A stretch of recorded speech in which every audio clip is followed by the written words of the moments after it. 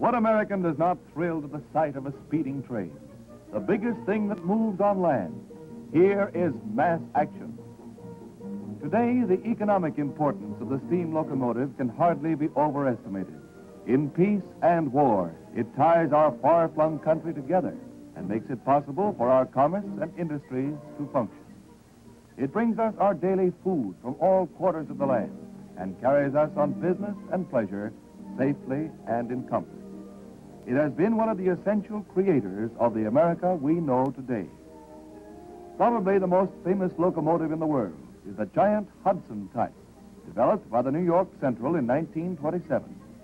Since then, nearly 300 of them have been in use on famous mainline passenger trains of the Central's great steel fleet. The renowned 20th Century Limited is pulled by a streamlined Hudson. The gleaming Empire State Express speeds over the rails behind a Hudson streamlined in stainless steel to match its luxurious car. Although these handsome engines differ in outward appearance from the conventional Hudsons, they are of the same basic type. No other locomotive has ever caught the public fancy like this one, or attained such an enviable record for operating efficiency. The steam locomotive is one of the most compact power plants in the world. Within comparatively close limits are 300 tons of machinery, every pound designed for the most grueling work. Each engine costs nearly $200,000. Perhaps you wonder why a locomotive is such a complicated and expensive piece of machinery. Well, let's take a look at some of the answers. Since the day James Watt discovered the power of steam, it has been serving mankind. It is the prime mover of the steam locomotive. The largest part of the engine is the boiler, where water is turned into steam by a white-hot fire. Stripped of its insulating jacket, a boiler looks like a long tank with a box built in one end. The firebox is similar to that in your furnace at home and is built to hold a fire which drives its heat through long tubes surrounded by water. The water absorbs heat from the tubes, and the result is steam in enormous quantities. The smoke and burn gases finally reach the front of the boiler and are discharged into a smoke box. From here, they reach the open air through the smoke stack.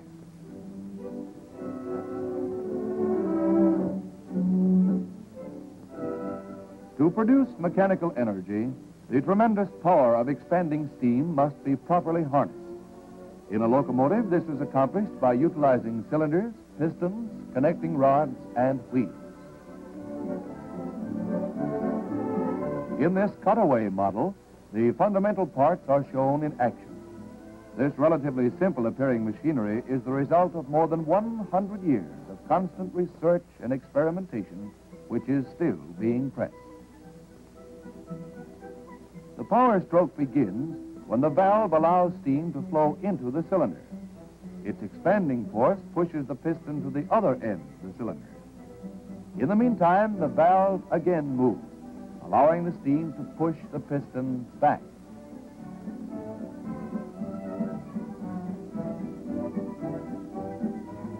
The pushing and pulling of the piston is linked to all wheels by rods. Thus, the force of each stroke reaches all drive wheels at once.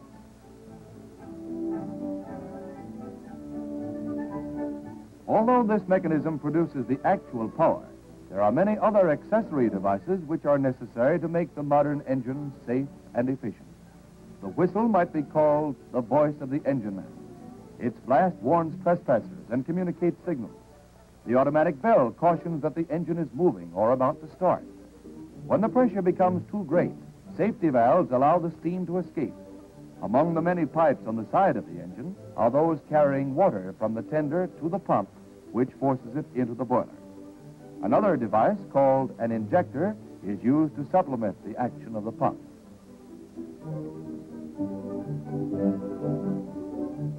On top of the boiler is located a small steam-driven generator. This supplies electricity for the headlight, automatic train stop device, and various lights in the cab. Two pumps supply compressed air for the brake equipment, bell ringer, and other accessories. Strong reservoirs hold the air at a pressure of 140 pounds per square inch. The brakes are iron shoes held against the wheels by air pressure. A slight twist of the engine man's brake handle applies the friction. When the rails are slippery from rain or snow, it is necessary to use sand to provide traction. It is stored in a compartment on top of the boiler and fed through pipes by compressed air. The flow is controlled by the engine man.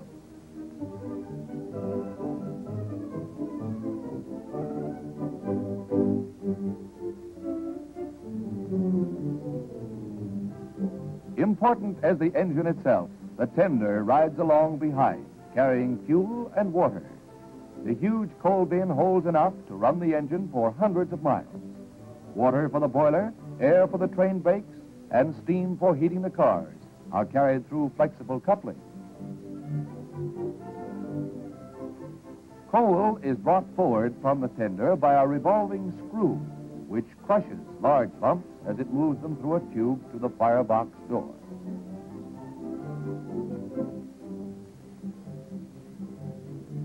As the coal emerges from the tube, it is sprayed to all parts of the fire by jets of steam, regulated by the fireman.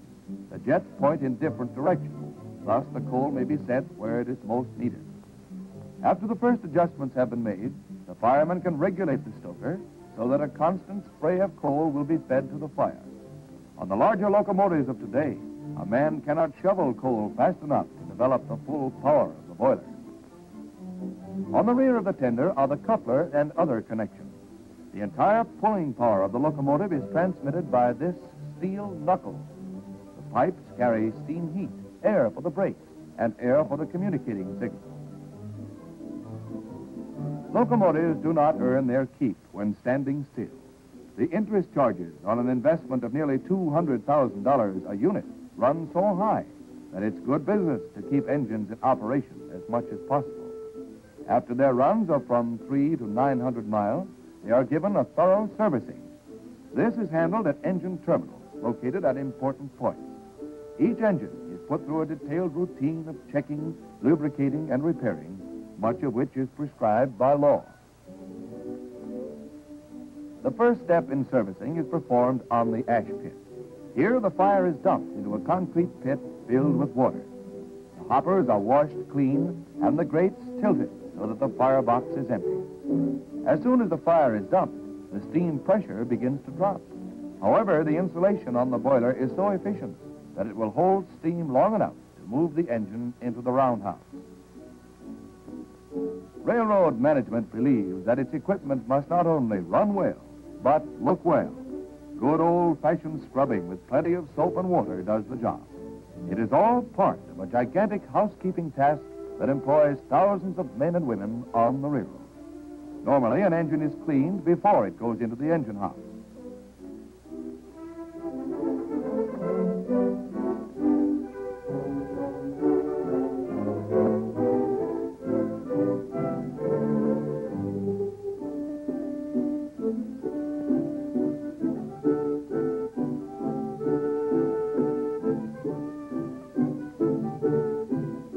A sample of water from each incoming locomotive is tested to determine the amount of dissolved or scale-forming solids in the boiler. If the proportion is too high, it is necessary to change the water in the boiler to prevent foaming and poor steaming. All water used by locomotives is treated to keep scale formation to a minimum.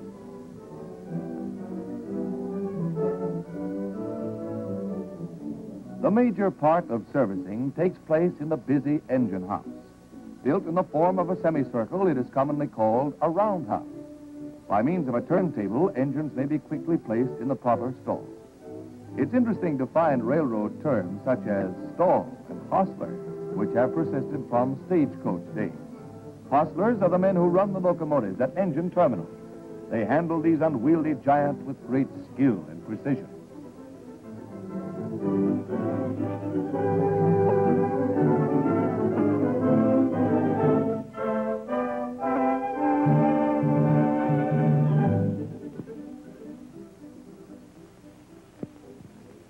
No sooner does a locomotive enter a stall than its inspection report is placed beside it. Provision is made for dozens of entries and signatures, for everything that is done to an engine must be signed for by workmen.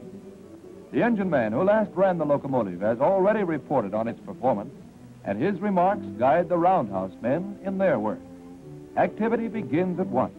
Though the boiler is still warm, the inspectors climb in and start their painstaking work. The firebox in the rear and the smoke box in front get careful attention.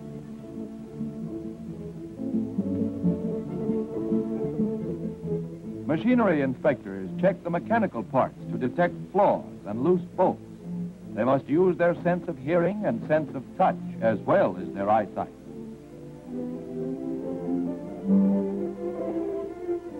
During the checking of air equipment, a flaming torch serves a double purpose. Besides giving light, its flame makes otherwise invisible leaks apparent. Because of other noises, the inspector cannot depend on hearing a telltale hiss of escaping air. During most of its stay in the roundhouse, the locomotive is subjected to inspections of many kinds. Here, the electrical parts come in for their share. Each inspector is an expert in his line. By using crews of skilled men in definite routine, it is possible to service these engines in a few hours. Unlike most industries, the railroad must operate on a rigid time schedule. This means that no delays can be tolerated, except under the most unusual circumstances.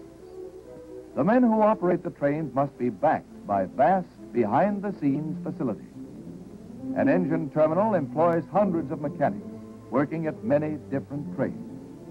Aided by modern, efficient tools, these men are constantly winning a race against time. Many come from families whose men have been railroad workers for generations. They have a deep-rooted pride in their work, and their spirit plays no small part in keeping the trains rolling during extremely difficult times. Regardless of weather, the work must go on day and night to provide a steady stream of locomotives to keep America's transportation lines open. In addition to the routine inspection, it is sometimes necessary to make various repairs. More extensive inspection and overhauling is scheduled on a monthly, quarterly, and annual basis. A complete reconditioning is done after the locomotive has run a specified number of miles. Most roundhouses are provided with special apparatus for changing wheels. This operation is done by electric elevators, which lower the wheels into a pit after they have been detached from the engine frame. After they have been lowered, they are moved to one side and brought up to floor level again.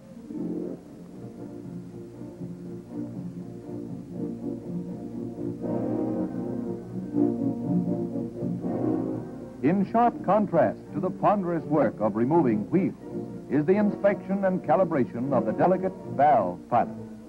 In this small box is a recording apparatus which gives a graphic picture of the locomotive's performance.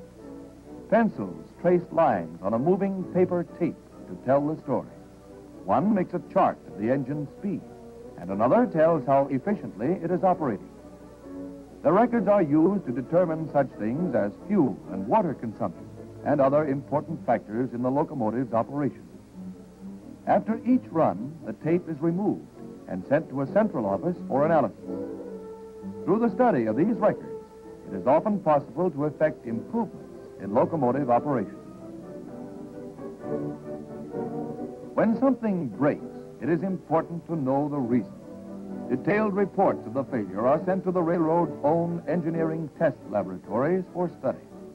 Some cracks cannot be seen by the naked eye, but an ingenious electromagnetic device detects flaws in metal parts. Metallic dust sprinkled on the surface will form ridges when the unit approaches a hidden crack. Lubrication, the final roundhouse operation, requires more than a dozen different oils and greases.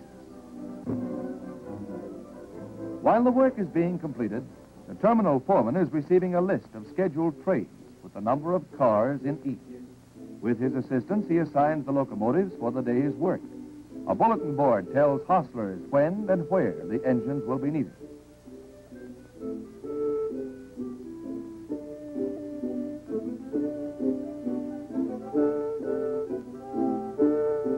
At at last the time comes when the prepared locomotive must be moved out to the ready track.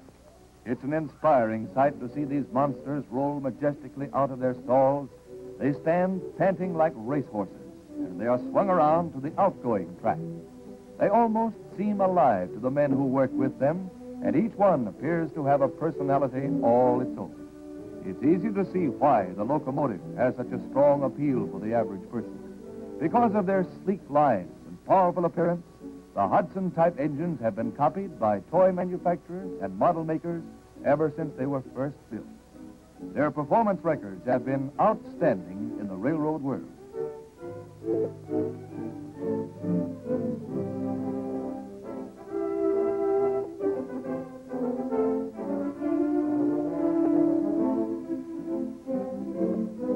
The coaling plant is the next stop. Some engine terminals use over 1,000 tons a day of this specially graded soft coal.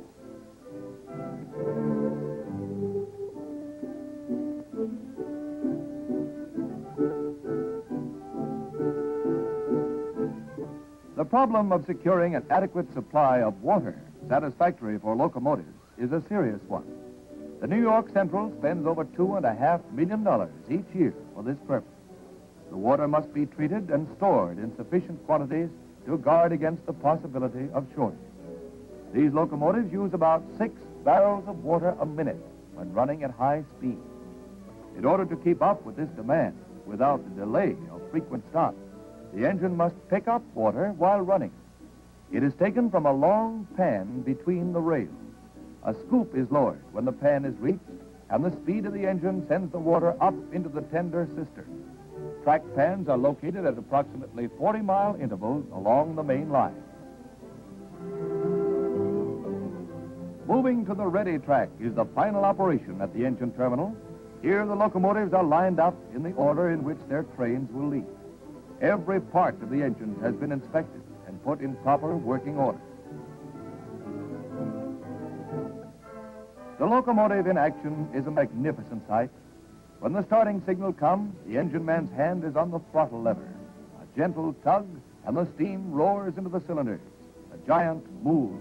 Every ounce of its 5,000 horsepower is brought into play to pull more than 1,000 tons of passenger cars. As the train gathers speed, the exhaust beats come in a faster cadence. The locomotive is using a vast quantity of steam at this point, and the fireman must adjust his stoker to make a clean, hot fire. By skillful manipulation, he feeds the coal just fast enough to make a roaring fire with almost no smoke. A great deal depends on how well his job is done, for lack of steam prevents the engine man from making his scheduled speed.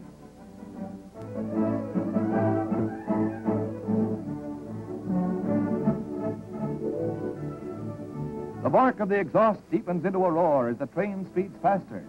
The reason for the painstaking inspection and servicing becomes apparent when one sees this traveling powerhouse at its terrific job. No weak parts or loose bolts can stand up under such usage.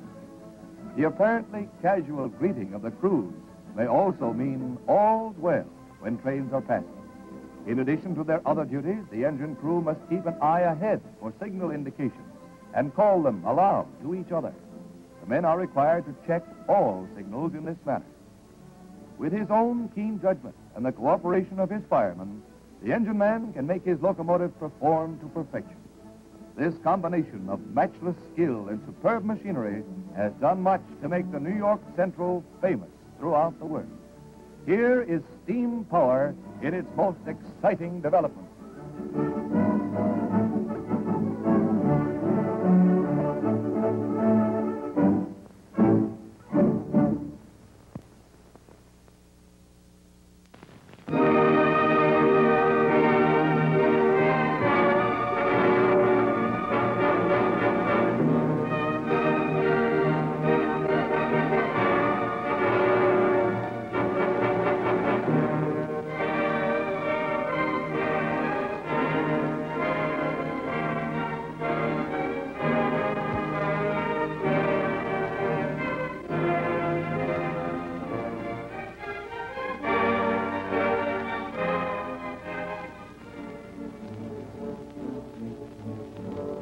Freight, the lifeblood of the country, flowing in a never-ending stream. From tractors to typewriters, coal to codfish, it rolls over the finest railroads in the world. Today's freight trains are longer and heavier, but they keep schedules that were unheard of a few years ago. Running trains looks easy, but there's much behind the scenes that calls for skill, loyalty, and precise training. Perfect teamwork and modern equipment combine to make railroads safe and dependable. The operation of fast freight service makes it impractical to hold loaded cars until a full train can be made up for a single destination. Therefore, trains are dispatched from terminals on definite schedules. Redistribution of the cars is handled at key points in classification yards. New trains are started from these yards and run directly to their destinations.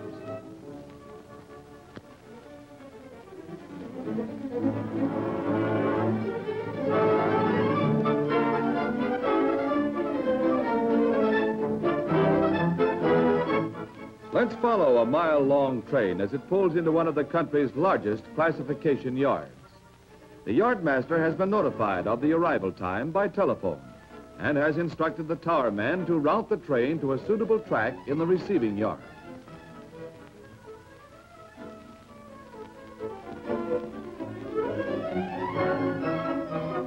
The train leaves the main line and threads its way into the yard.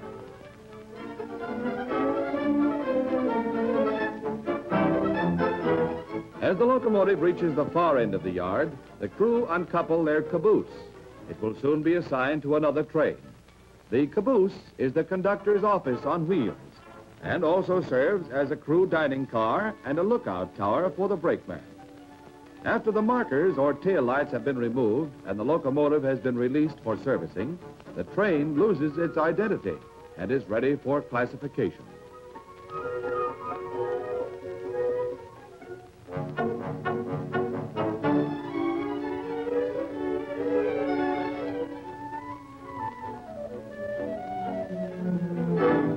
Immediately on arrival, the conductor turns in his reports, which include the number, weight, and description of each car and its load.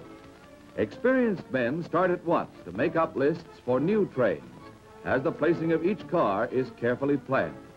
The maximum tonnage for a given train will depend on its scheduled speed, grades it must climb, and weather conditions. Weather reports play an important part in this phase of the planning. An amazingly intricate system of records makes it possible to locate any car in the yard within a few seconds. Telephones and loudspeaker systems not only connect dozens of points in the yard, but through railroad long-distance lines make it possible to have quick connections with scores of other yards and offices.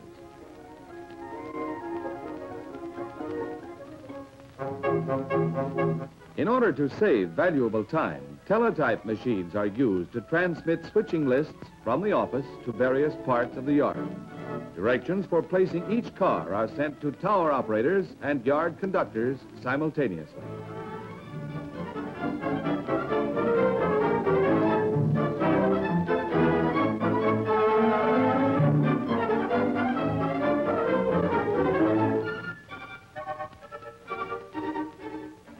The hump is an artificial hill which enables gravity to do most of the work of sorting cars. The task of pushing a long, heavy train up the incline is handled by a double or triple unit diesel-electric locomotive, first developed by the New York Central.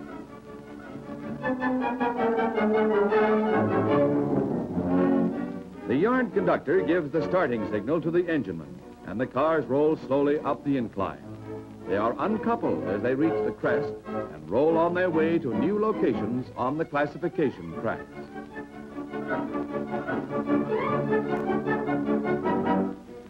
Safety is highly important on the railroad. Safety for employees and safety for valuable freight. The routine of constant checking is never relaxed. At this pit on the hump, a skilled inspector watches the underside of the cars for signs of trouble. Powerful floodlights aid his keen eyes in detecting needed repairs. A small defect may lead to serious trouble if not caught in time.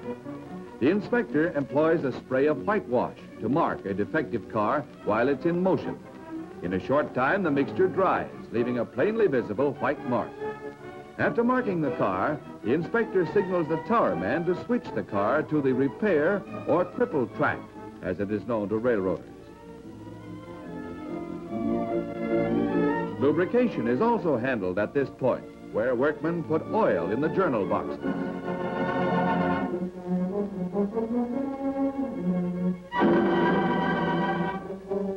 The yard conductor is in charge of operations on the hump. Loudspeakers, telephones, and two-way radio give him instant communication with the members of his crew, whether they are in an office or on a locomotive. His copy of the teletyped switch list shows exactly how many cars are to be uncoupled as they reach the crest. Under his direction, a helper unlocks the coupler as the slack loosens the pin, and the car starts to move downhill under its own momentum. A long train is quickly classified at the rate of about 3 cars a minute. Before the introduction of the gravity system, all car movements were made with a switch engine. This was slow and expensive. Today, such methods would be entirely inadequate to keep up with fast freight schedules. Livestock, dressed meat, live poultry, fruits, and other perishable products cannot be delayed. Thousands of cars rolling in at one end of the yard must be kept moving out at the other end. Modern manufacturing methods call for close delivery schedules of raw materials and finished products. Weather conditions sometimes impose a severe strain on men and equipment, but seldom interfere with the steady stream of freight.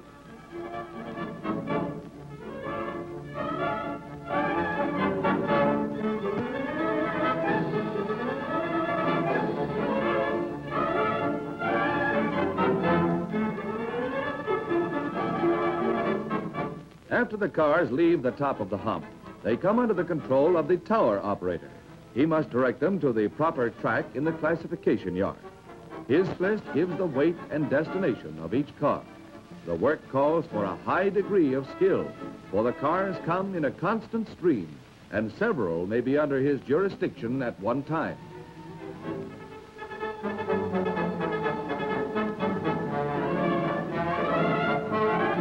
In order to make hump operation possible, it is necessary to govern the speed of the cars to prevent their crashing together in the yard.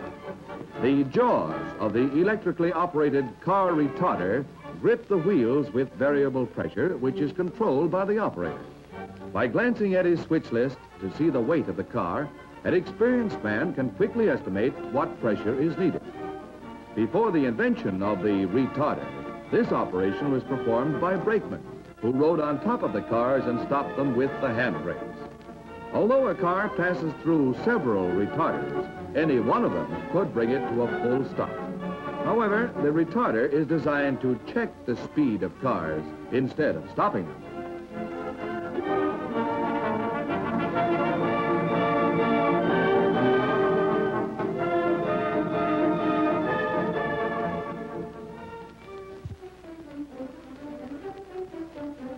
In order to route the cars to the proper tracks, the tower operators have a group of levers at their fingertips, each one controlling an electrically operated track switch. The operator in the hump tower does the preliminary sorting and sends the cars on to other tower men for further handling. In some yards, a total of 3 operators may handle as many as 40 tracks. Any number of cars may be sent in one group if they're going to the same destination. Careful advanced planning results in a minimum number of movements and a saving of valuable time.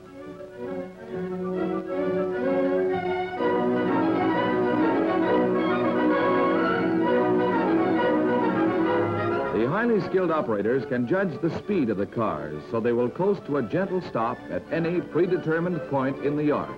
Sometimes a car may have to coast nearly half a mile. Other times, when a track is almost full, it may roll only 200 or 300 feet. On rare occasions, it may be necessary to make a last-minute change from one track to another. In such cases, a switch engine, known as a trimmer, is sent into the yard. This means that all cars coming over the hump must be stopped on the upgrade until the trimmer completes its work. It's very seldom, however, that the smooth flow of rolling cars has to be interrupted for any reason. Keep 'em rolling's long been the railroad man's slogan.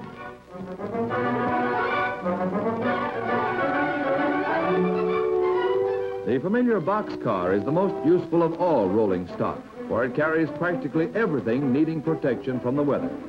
Hopper cars are used for coal, ore, and other bulk freight.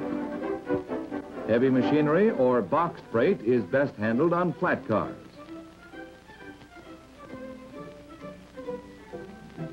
Syrup, gasoline, or vinegar all have their own kinds of tank cars. Automobiles ride in specially designed box cars. Another unusual car carries cement in huge containers. Gondolas are all-around carriers for many different loads. Refrigerator cars may use ice in summer or heaters in winter to protect perishable foodstuffs. The list of special cars could go on and on. Different designs, different sizes. A car for everything that can be transported. These valuable loads need protection, and the vigilant railroad police are constantly on the job. They patrol the yards, ride the trains, and check the car seals to guard against theft. There are many kinds of activity in a large freight yard, but the dominating one is the constant movement of cars. An idle car means a loss of time and money for both shipper and railroad.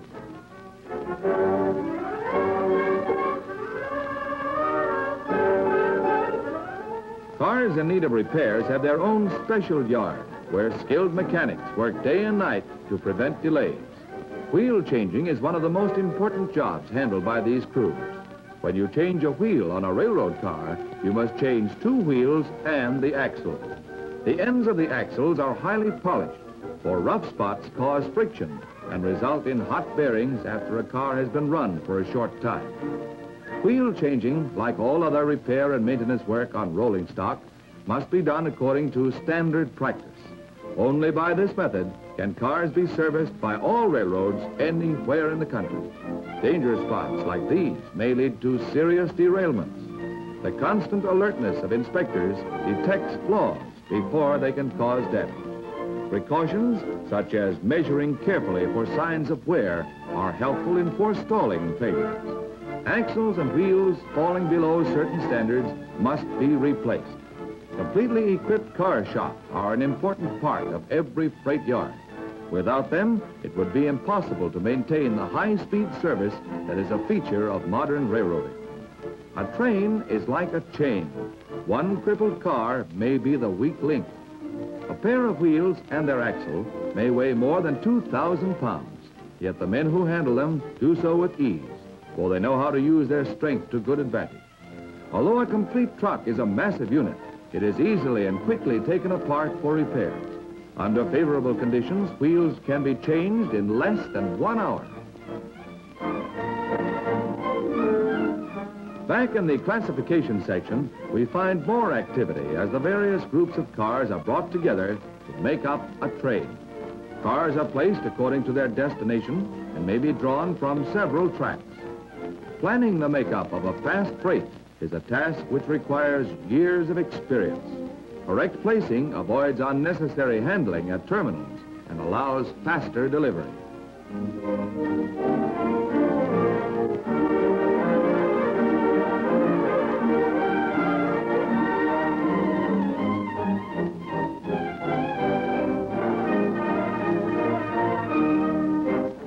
Before a train can leave the yard, it must be carefully looked over by an inspector.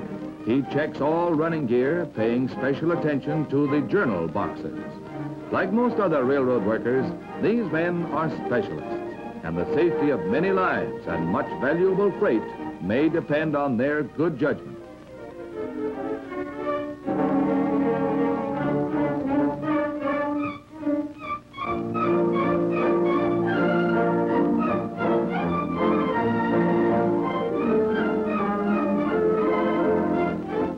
Every large yard has an engine terminal where complete servicing facilities for locomotives are available.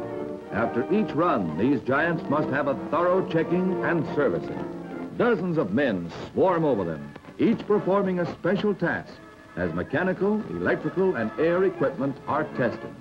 The ring of the inspector's hammer can indicate hidden trouble to the trained ear. The terrific task performed by these engines makes it necessary to keep them in the best of condition.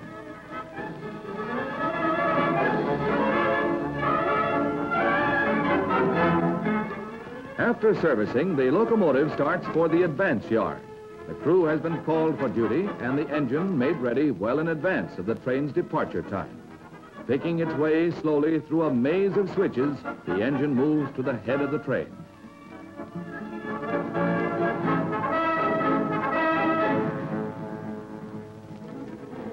In the meantime, at the other end of the yard, a crew is busy attaching a caboose.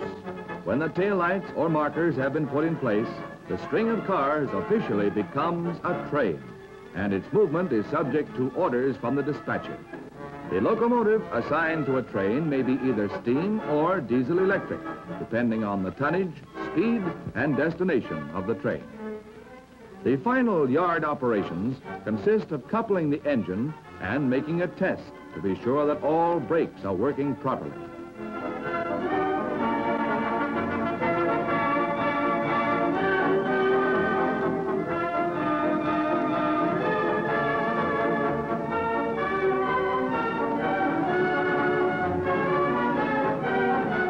At last, all is ready, and the highball signal sets the train in motion.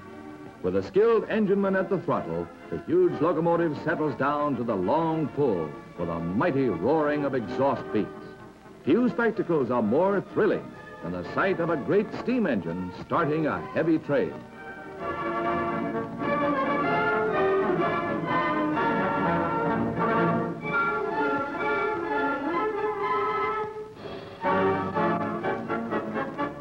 Back again on the main line, the fast freights headed north, south, east, or west have been through many yard operations in a few hours. Loaded with hundreds of products for almost every conceivable purpose, the freight train is a vital factor in our everyday life. Whether it be cereal for baby's breakfast or machinery for a great power plant, the railroad moves it 1 mile for an average cost of less than 1 cent per ton. Night and day, good weather or bad, the railroad is on the job, furnishing mass transportation unequaled throughout the world.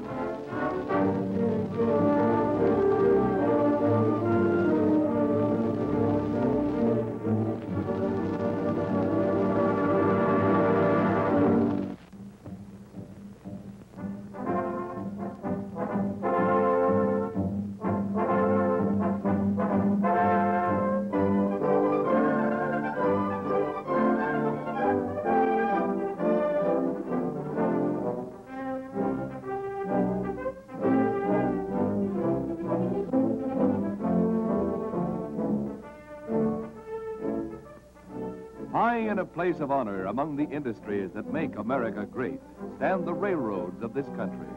Performing one of the most magnificent industrial operations in the world, the railroads bring men and machinery together to help build our country's prosperity.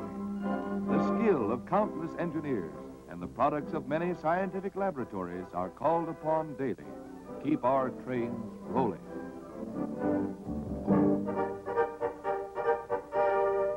One of the most interesting and important applications of science is found in the modern automatic signal system.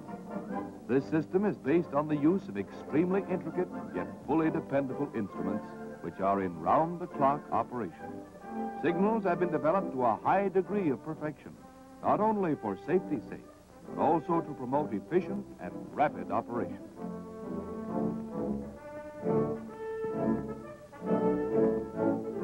Yes, they keep the trains rolling to make America's railroads truly the lifeline of the nation.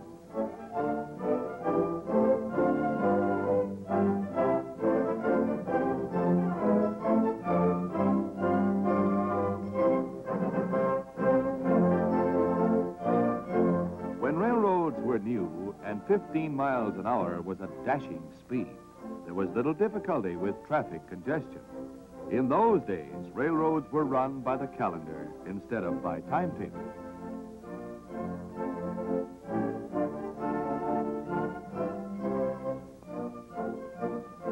One of the earliest types of signal was the black ball hoisted on a pole. From this crude device came the term highball, that means go ahead to all railroad men today. As the railroads grew, trains became more numerous and speeds increased. This brought about new problems of control. While safety was of paramount importance, there was another factor to be considered. A way must be found to increase the efficiency of this important new means of transportation. A system of written orders was developed, giving train crews positive authority to proceed.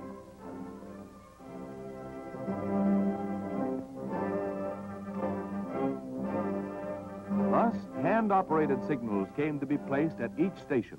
The trains could not proceed until the orders had been read by the conductor and engineman.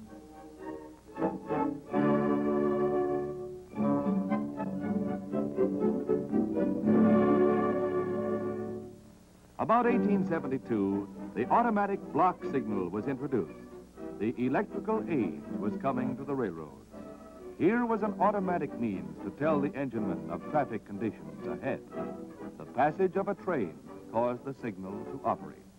The slow and cumbersome system of written orders could now be dropped. In order to make automatic signal operation possible, the track must be divided into sections called blocks, which may be compared to city blocks having traffic light control.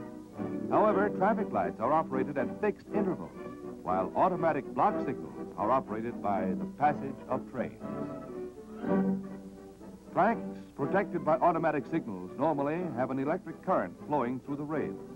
Hence, at the joints, rail ends are connected by bond wires to ensure perfect contact. Blocks, on the other hand, are separated by fiber insulation at the joints. Housed in nearby metal cabinets and connected to the circuits are sensitive relays which form the heart of the signal system. These relays are magnetic switches and respond to any change in the normal flow of current.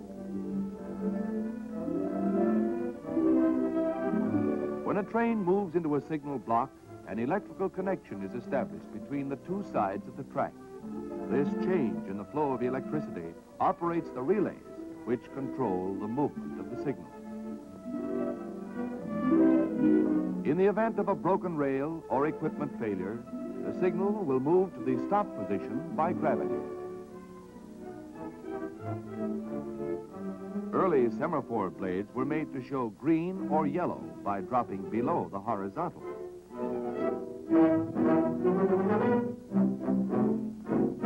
A somewhat improved type makes all movements above the horizontal. This takes better advantage of the principle of gravity and requires less power for its operation.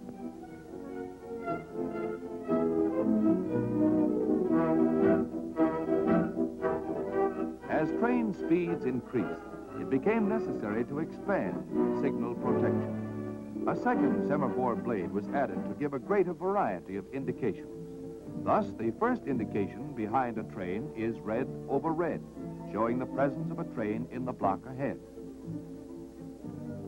When the second block has been entered, the indication changes to yellow over red. Entering the third block causes the signal to show yellow over yellow.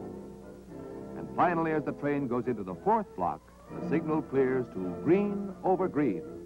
This completes the four-block protection behind each train. For each of the many color combinations, there is a definite rule that must be thoroughly memorized by operating men.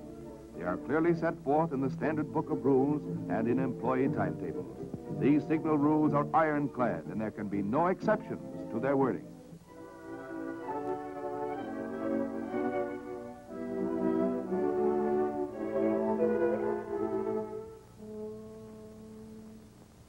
We generally think of a signal as a device to stop a train.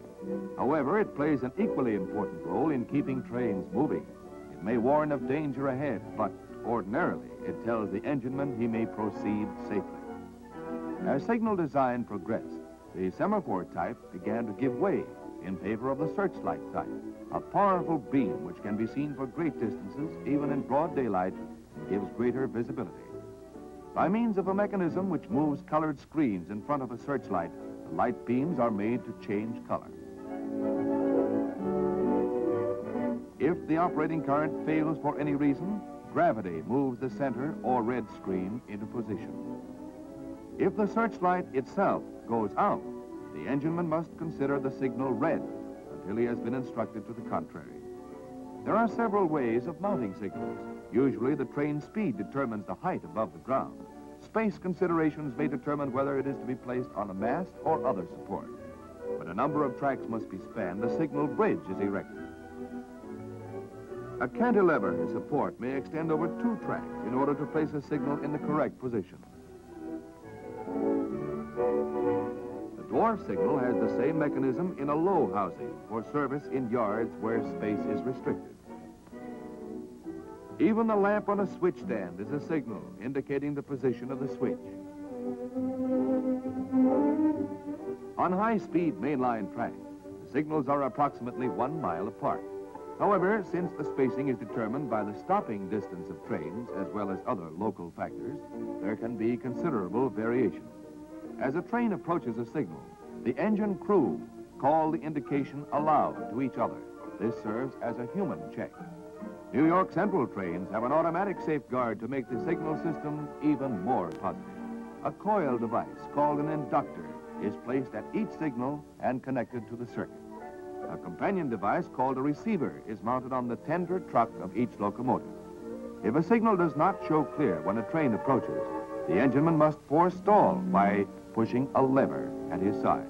If he is incapacitated or for any reason fails to forestall, the device will automatically go into action. The train will make a normal stop and cannot be started again until the brakes are unlocked. This can be done only by operating a device mounted on the rear of the tender. When the action has been completed, the engineman can release the brakes.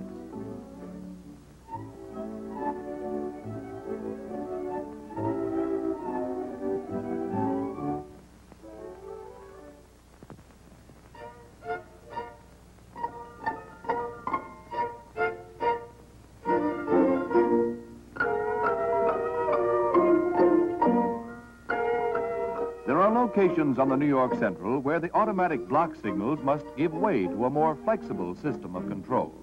At junction points and terminals, for example, it is necessary to use considerable planning and quick thinking to handle traffic. In such locations, we find signal towers, where various types of control boards are operated by tower men. There must be a careful coordination of switches and signals to provide the utmost in safety and efficiency. They are operated by electric power and controlled from a central point. The key man in a tower is the director, who plans all operations. The lever men assist him by actually operating the control. By teletype, loudspeaker, and telephone, he receives information about approaching trains and where they will be placed. A diagram board with tiny lights shows the position of all trains within his jurisdiction. Although the men in a tower may often see much of the area they control, their work is governed by orders from the director.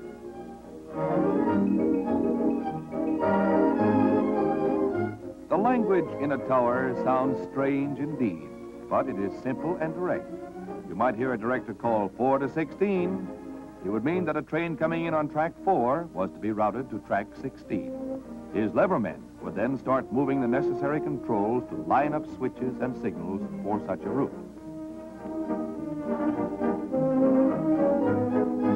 Equipment like this is called an interlocking plant. The movements of switches and signals are so interlocked that it is impossible to set a signal to show clear when a switch is in the wrong position.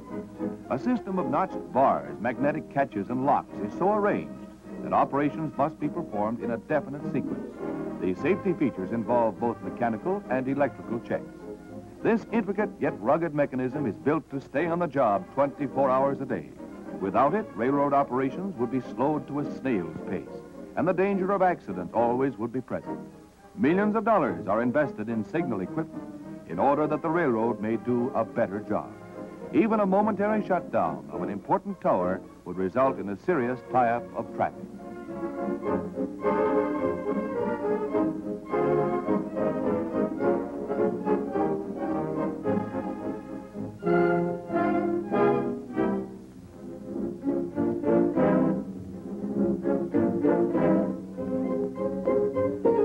Making up this vital nerve center of the railroad is a vast organization of men, always on call. Within immediate reach of phone or whistle signal, a maintainer can go into action instantly in case of trouble.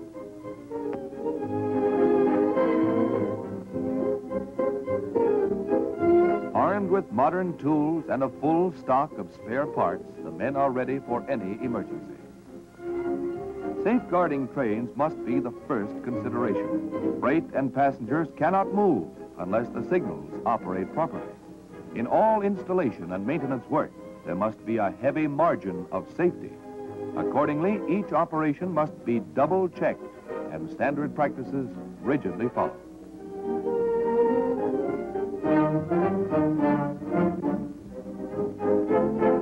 Here is a simple device which is placed on the operating levers while work is being done on a switch. Even if the tower man should forget special instructions, he is prevented from moving the control. Gasoline motor cars provide convenient transportation for inspection trips and emergency runs. A ride in one of these can be rather chilly in midwinter. Preventive maintenance in the form of constant testing plays a large part in keeping signals functioning smoothly. Every circuit must be checked regularly.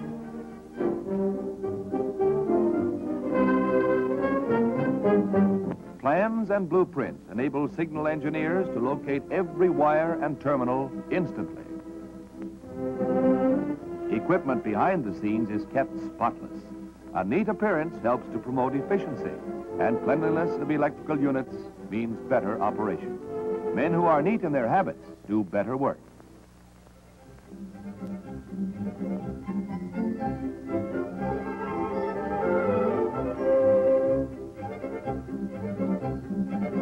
As the density of traffic increases, new methods must be introduced to carry the load more efficiently. At this point on the water level route is one of the most modern signal plants in the world. A touch of the hand does the work that formerly meant many steps and several vigorous arm motions. Once the route is selected, the operator simply turns a knob at the incoming point and pushes a button at the destination. The machine does the rest. Tiny indicators show the switch movements. And red lights flash when they are locked in proper position. One after another, the electric switch machines operate until the route has been completed.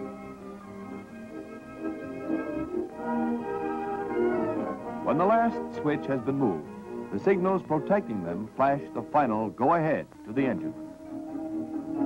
These trains may proceed safely because they are fully protected. No switch or signal can be moved which might endanger their progress.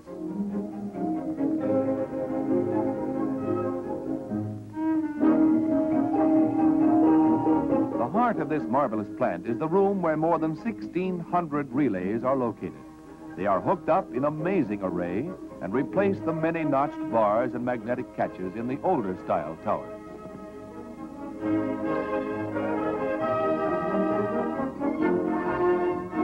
Every wire has a number and can be traced to any point in the plant. The maze of circuits requires thousands of wires, which are carried outside and combined into cables.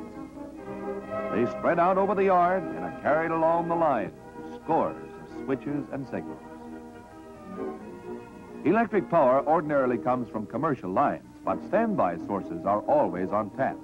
Storage batteries can provide ample current as a reserve source. Again, a regular routine of checking serves to keep the plant in top-notch condition.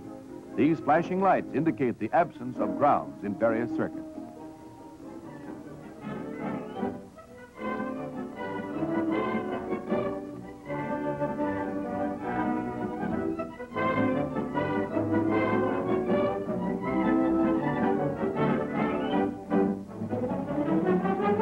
When you make your next train journey, pause a moment to think of the marvels that make your trip a safe and pleasant one.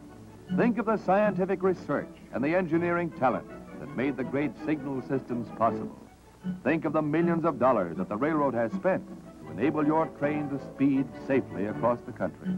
All are a part of the New York Central's modern progressive plan to give America a better transportation system. In signal language, they say, a clear block ahead.